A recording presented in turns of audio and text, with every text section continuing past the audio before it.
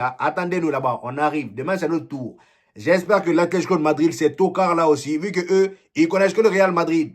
C'est que face à nous, ils sont forts eux aussi. Quand c'est le Barça là, ils sont tout mignons. Tout mignons. Voilà. Et quand c'est le Real Madrid en face, c'est là, ils sont des griffes rues. Regardez-moi ça. Demain, vous avez intérêt à perdre. En tout cas, le Real Madrid, je compte sur vous. Kylian Mbappé n'est pas là. Hein. Vinicius même, j'ai un truc à dire sur lui. On va en parler demain. Parce que j'ai vu des vidéos passer là sur Gonzalo Garcia. On va en parler demain. Voilà. Quand il pense, c'est un truc de fou. Donc là, Mbappé, il est forfait, il va pas jouer contre l'Atlético de Madrid et tout le monde s'en fout. Dans les commentaires, tout le monde dit c'est pas grave, on a Garcia, on joue mieux sans lui, le Real, il va gagner donc sans lui. Le meilleur buteur n'est pas là.